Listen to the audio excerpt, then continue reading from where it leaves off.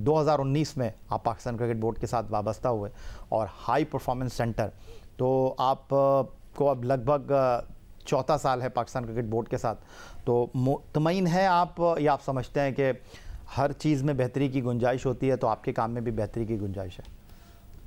आखिरी बात तो आपने बिल्कुल सही की कि वो तो हर काम में बेहतरी की गुंजाइश होती है। दूसरी बात, मुझे अभी 2 साल हुए, 2020 में जून में मैंने ज्वाइन किया था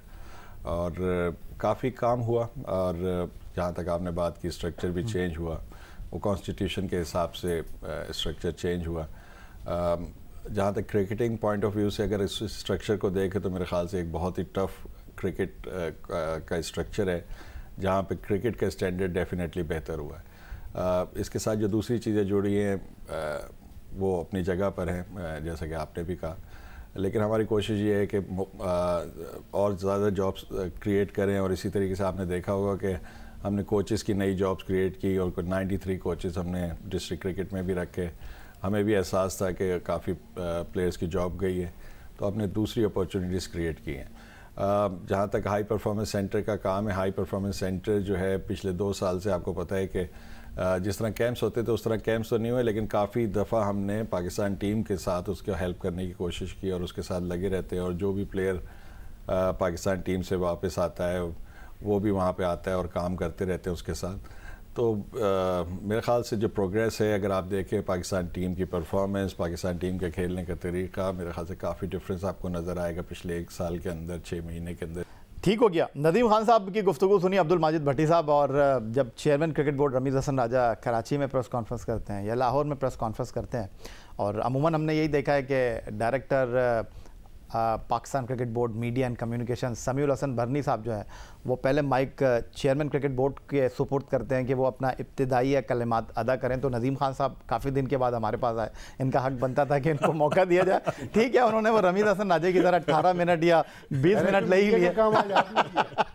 ये इनका हक बनता था। तो मेरा ख्याल है कि उन्होंने जो काम हो रहा है और मुख्तसर तौर पर उन्होंने तमीद बांधी, वो आपके सामने है। तो आपके 2 साल का काम है यही है, लेकिन मैंने 2 मिनट में बताने की कोशिश की है, तो ज़्यादा टाइम नहीं लिया, क्योंकि माजिद भट्टी साहब के सब तक आप मुतमईन हैं और इनकी गुफ्तगू में से आप कोई सवाल अगर निकालना चाहें। ज़रूर। एक जो मेरा सवाल था जो पिछले दिनों उस पर काफ़ी डिबेट हुई, मेरा ख्याल वो भी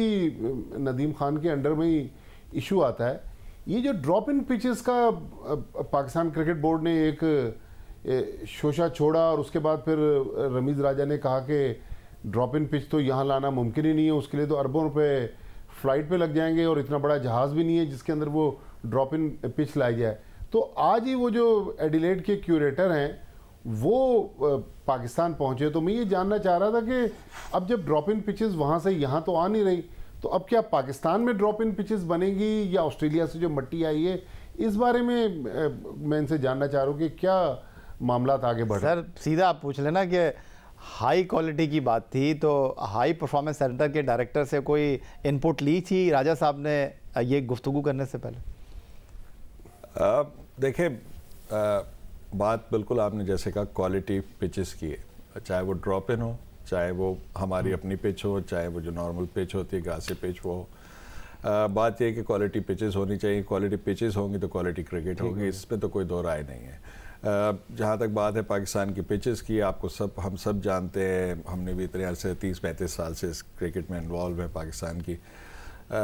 की क्रिकेट में जनरली लो बाउंस होता है, और जब हम किसी हाई बाउंस पिच पे या जब इस तरह के कंडीशंस में या इस तरह के मुल्कों के अगेंस्ट खेलते तो हमारे प्लेयर्स कुछ स्ट्रगल करते हैं।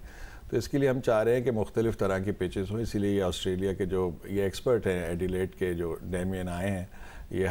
वहाँ के हेड क्यूरेटर हैं और ये एक्सपर्ट है ड्रॉप इन पिचेस के। अच्छा, ड्रॉप इन पिचेस का एक जो फिनोमेना है वो इस तरह से आया कि क्योंकि ऑस्ट्रेलिया में जो ग्राउंड्स होते हैं वो दूसरे गेम्स के लिए भी इस्तेमाल होते हैं, और उनका क्रिकेट सीज़न जो है वो एक